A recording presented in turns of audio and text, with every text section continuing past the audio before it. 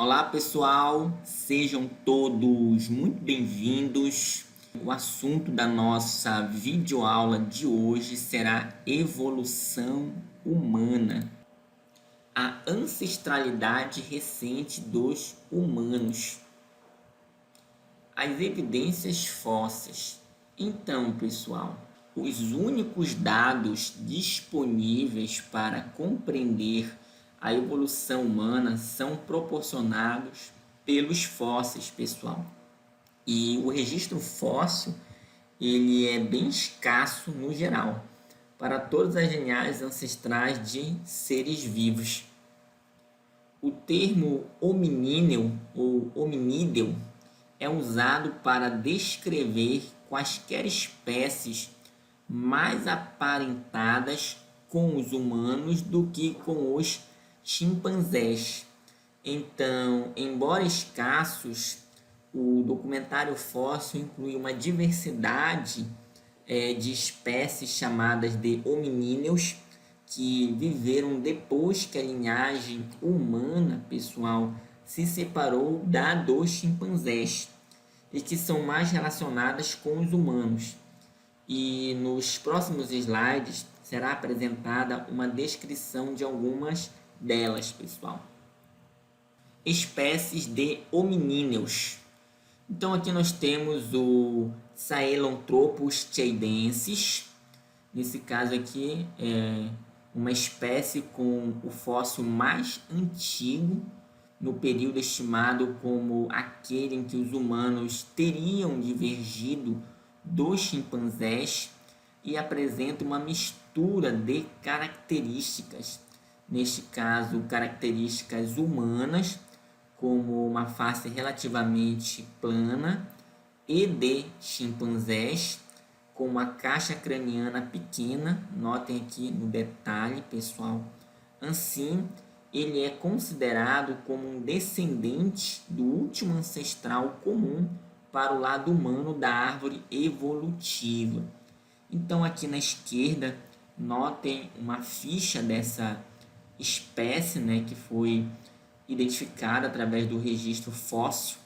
Então, aqui nós vamos ter um nome científico, nós vamos ter o espécime com o número de registro, a idade estimada, a pessoa que achou esse registro fóssil e também o local em que esse registro fóssil foi descoberto. Então, tanto aqui neste caso como nos próximos, nós teremos um resumo aí trazendo essas informações sobre o fóssil que está sendo apresentado, pessoal. Exemplos de hominíneos antigos. As espécies Australopithecus gari, Australopithecus africanos e Australopithecus afarenses tinham crânios com caixas cranianas pequenas, próximo aí de 500 centímetros cúbicos, e faces relativamente grandes e projetadas. O registro fóssil indica que a diversidade de hominíneos aumentou entre 4 e 2 milhões de anos atrás, que corresponde ao período desses fósseis das imagens que vocês podem estar aí observando, pessoal. Muitos desses hominíneos desse período são coletivamente chamados de australopitecíneos, pessoal. E esse nome veio da descoberta em 1924 na África do Sul, pessoal, do Australopithecus africanos. Aqui, olha, no detalhe para vocês, que significa grande macaco do sul da África. Então, notem aqui na representação didática o fóssil dessa espécie, que viveu há cerca de 2,5 milhões de anos atrás, pessoal. Então, essa espécie ela era bípede e tinha mãos e dentes similares aos dos seres humanos, pessoal. Então, isso aqui você pode estar observando também na imagem, pessoal, alguma dessas características aí. Mas o cérebro tinha apenas cerca de 1 1/3 do tamanho do cérebro do ser humano atual. Então, a gente pode observar aqui pela caixa craniana pequena essa característica. E em 1974, pessoal, na Etiópia, foi descoberto o fóssil de outra espécie chamada de Australopithecus afarensis, que seria essa espécie cuja representação didática está aqui um pouco mais abaixo, né, por esses vestígios fósseis, pessoal, e que é popularmente conhecido como Lucy, pessoal, de 3,2 milhões de anos de idade. Então, como nós podemos observar aqui nessa representação didática, esses vestígios fósseis. Além disso, o fóssil, pessoal, apresentava menos caracteres derivados de seres humanos no crânio, como vocês podem observar, mas ele tinha postura bípede, conforme essas pegadas com 3,6 milhões de anos de idade na Tanzânia, feitas por 2 indivíduos caminhando lado a lado sobre cinzas recentes de uma erupção vulcânica. Note à esquerda, pessoal, na imagem, pegadas maiores, como vocês podem observar aqui, olha, no detalhe, esse aqui seria, no caso, uma pegada do pé direito, aqui seria do pé esquerdo de um indivíduo maior, e aqui as pegadas de um indivíduo menor poderiam ser, por exemplo, do pé direito e do pé esquerdo também, pessoal. Então, isso aí é bem interessante nós estarmos observando.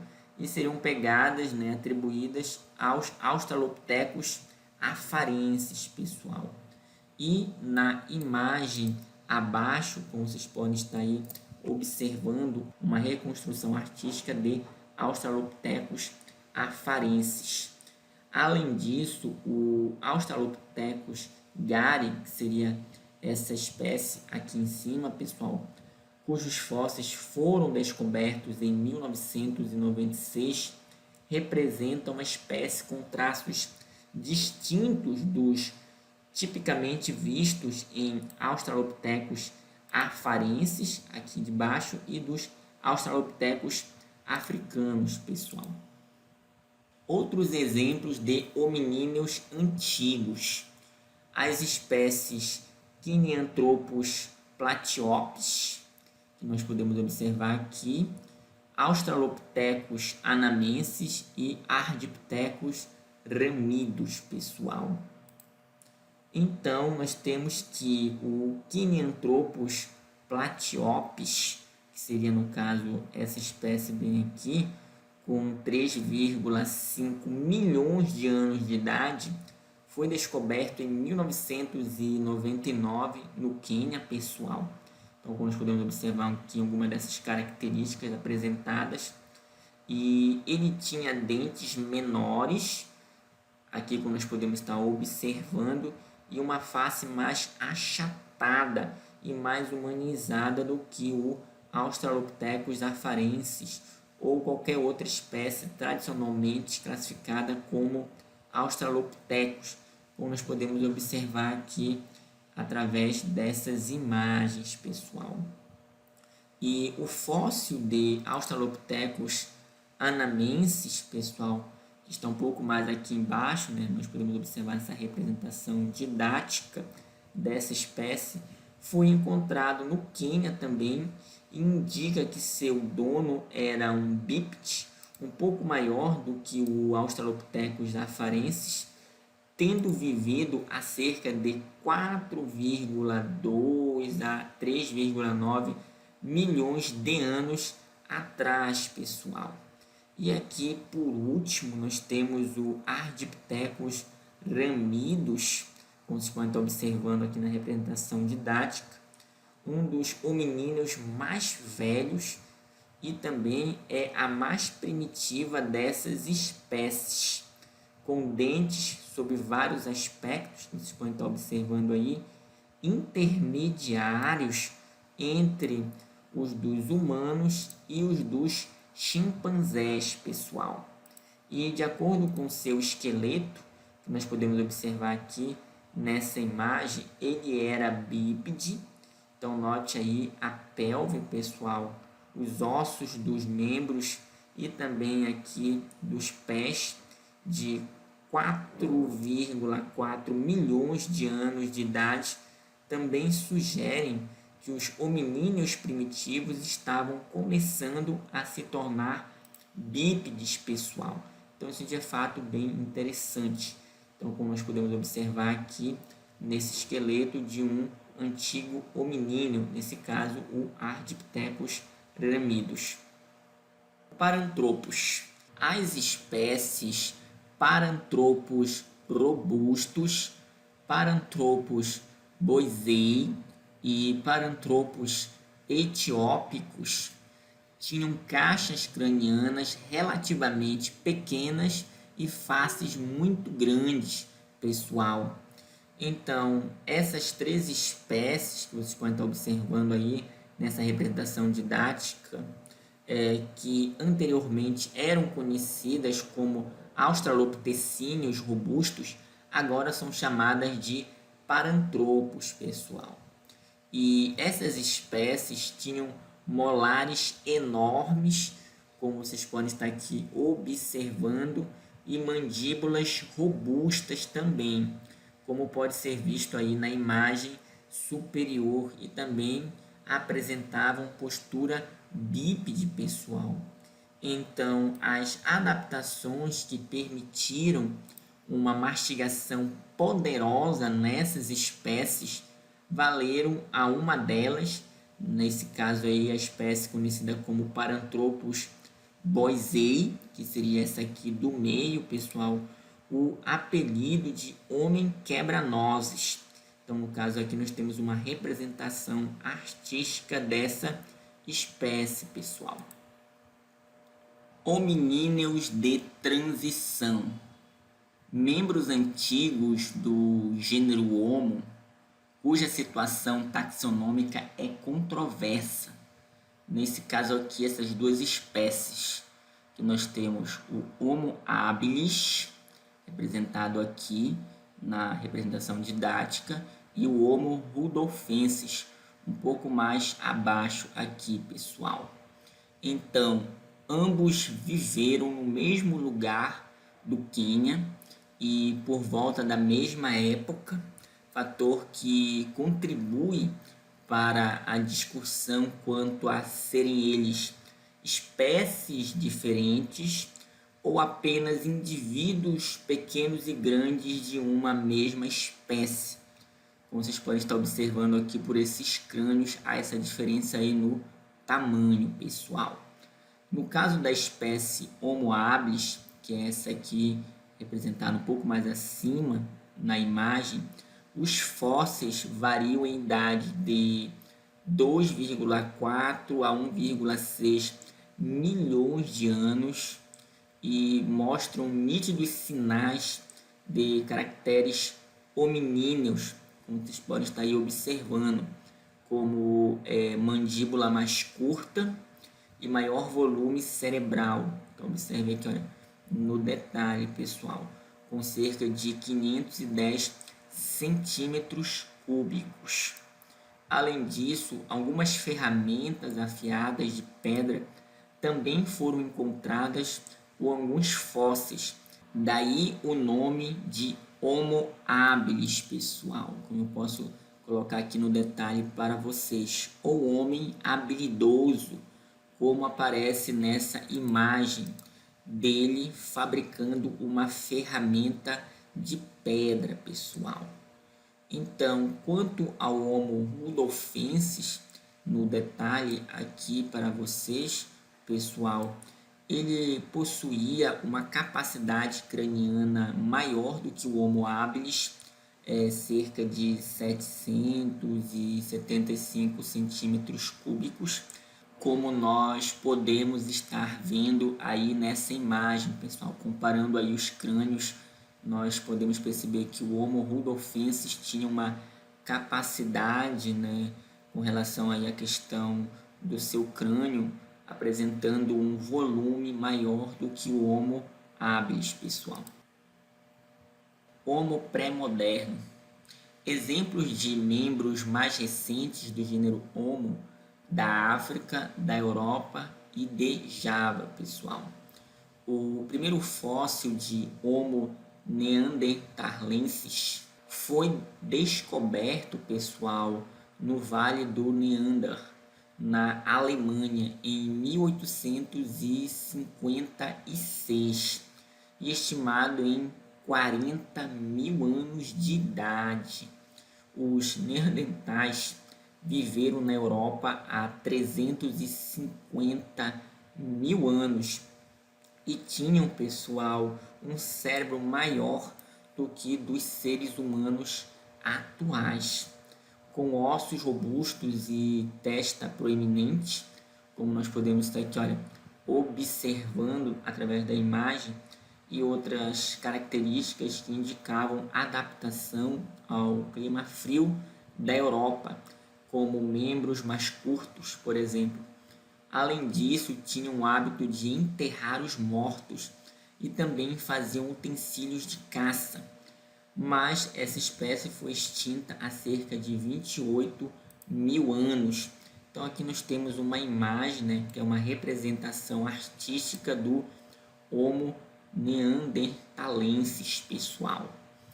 E aqui mais embaixo nós temos o Homo heidelbergensis, como vocês podem estar observando. Ele recebeu esse nome pelo seu local de descoberta de seus primeiros fósseis, nesse caso em Heidelberg, na Alemanha.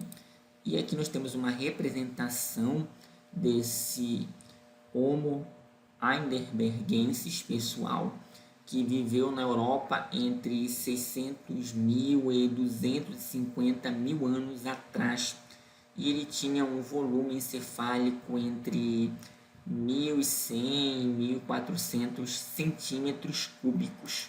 Outros exemplos de espécies pertencentes ao gênero Homo.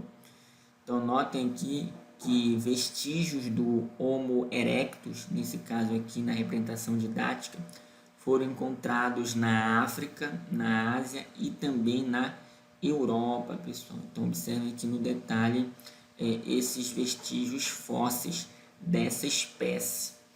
E ele utilizava instrumentos de pedra complexos e provavelmente caçava em bandos.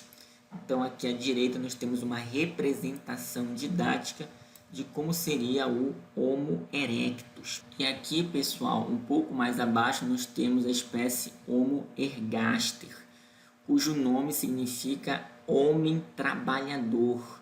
Então observe aqui na representação didática o fóssil desse Homo ergaster, tudo bem? E ele é considerado um humano, sendo o mais antigo dentro do gênero Homo, pessoal, e com volume de sua caixa craniana de 850 centímetros cúbicos. Além disso, ele teria confeccionado também instrumentos de pedra e aprendido a usar o fogo. Então aqui nós temos uma representação artística de como seria a aparência do Homo ergaster. Aqui nós temos um Homo sapiens anatomicamente moderno. Então, o moderno Homo sapiens, pessoal, difere das formas mais antigas em várias características. Nesse caso, os humanos modernos têm caixas cranianas muito grandes, como nós podemos observar aqui no detalhe dessa representação didática do registro fóssil. E além das grandes caixas cranianas, pessoal, os humanos modernos têm testas altas, como nós podemos observar aqui, faces relativamente curtas, pessoal, e também verticais, como vocês podem estar observando aí na imagem, e narizes proeminentes, sendo que os primeiros fósseis de um ser humano moderno foram encontrados em 1868 em Cromagnon, na França, e datam de um período em torno de 30 mil anos atrás, representando a espécie Homo sapiens. Então aqui nós podemos observar nos detalhes, pessoal, o nome da espécie e o espécime, né, que foi registrado, o qual foi encontrado na França. Luzia. Então, pessoal, aqui nós temos o fóssil humano de 12 mil anos, que no caso é o mais antigo da América do Sul, e é um fóssil encontrado no Brasil. Então, nós temos que a Luzia, como foi chamada, uma mulher que viveu em Lagoa Santa, no caso Minas Gerais, cujo crânio foi encontrado na década de 1970. Então, vocês podem estar observando aqui, através dessa imagem, pessoal. E ele foi datado mais recentemente com a idade de 12.500 anos. E é um representante da espécie Homo sapiens. E ela seria descendente, pessoal, de um único grupo ancestral que chegou nas Américas por meio da migração no Estreito de Bering, como vocês podem estar observando aqui através da representação didática desse mapa, pessoal. Isso aí há cerca de 20 mil anos, e que as populações dessa corrente migratória se assemelham com as populações da Sibéria. Então, como eu posso destacar aí para vocês na representação didática, e também do norte da China, pessoal. Então, como vocês podem estar observando aí na imagem. Então, acima nós também podemos observar, né, a nova reconstituição do provável rosto de Luzia, com base em novas análises que foram feitas do fóssil que está presente no Brasil. Uma linha do tempo para espécies selecionadas de hominíneos. Então, observe aqui, pessoal, é um resumo dos registros fósseis, estão ordenados de acordo com o período, né, em que se estima que esses fósseis pertençam. E observe que a maioria dos fósseis ilustrados aqui provém de sítios no leste e no sul da África. E observe que na maior parte do tempo, na história dos hominíneos, duas ou mais espécies de hominíneos foram contemporâneas, como é o caso aí, pessoal, do Homo habilis, que eu posso destacar aqui para vocês no detalhe, e do Homo rudolfensis, pessoal. Então, um pouco mais aqui também. Então, observe aí esse período aí de tempo, pessoal. E os vestígios fósseis, nesse caso aí, dessas espécies, também foram encontrados no Quênia. Por isso, algumas das espécies ainda são controversas, pessoal. A origem do moderno Homo sapiens é controversa. Então, pessoal, antes de 2 milhões de anos atrás, os ancestrais do Homo sapiens pertencentes ao gênero Homo viviam na África. Entretanto, a forma de transição para os humanos modernos ainda não está bem compreendida. Por isso que nós temos algumas hipóteses com relação a essa transição. A evolução de características exclusivamente humanas. A utilização de instrumentos de pedra.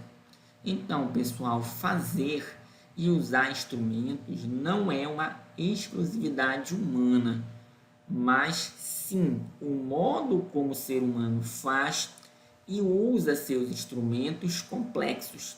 Ou seja, outros animais também usam instrumentos, como por exemplo os chimpanzés, que fazem e usam instrumentos simples para coletar insetos em cupinzeiros, e o tentilhão pica-pau, né, que faz o mesmo para extrair insetos da casca das plantas. Já os seres humanos conseguem fabricar e usar outros instrumentos bem mais sofisticados. Então, nós temos aqui, pessoal, o seguinte: os primeiros instrumentos exclusivamente complexos. Nesse caso, observe aqui, olha, pedra com bordos afiados e instrumentos manuais, para talhar de cerca de 2,3 milhões de anos encontrados na Etiópia, pessoal. Então, na imagem superior, nós temos aí, pessoal, duas lascas de bordos afiados que vocês podem estar aí observando. Cada uma é apresentada em diferentes posições, como vocês podem estar aí notando também. E mais abaixo nós temos uma talhadeira manufaturada, apresentada em 3 posições diferentes, pessoal. Então, fazer esses instrumentos de pedra exigia habilidade e experiência. Além disso, por essa idade aí de 2,3 milhões de anos, pessoal, é provável que esses instrumentos de pedra sejam anteriores aos mais antigos espécimes conhecidos de Homo. Então isso aí de fato também é bem interessante.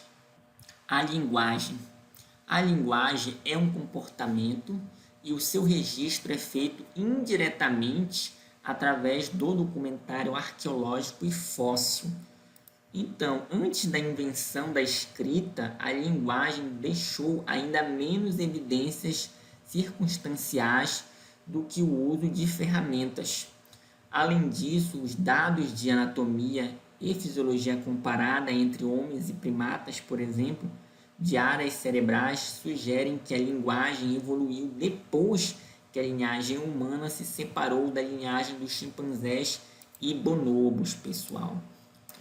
Com base nos dados arqueológicos, neste caso, o uso de símbolos arbitrários padronizados em uma cultura, a linguagem teria surgido há cerca de 40 mil anos e, portanto, de todas as espécies, o Homo sapiens seria a única a ter utilizado a linguagem, mas os dados fósseis podem indicar uma origem mais antiga, no caso de ossos fossilizados associados ao mecanismo da fala, como veremos a seguir.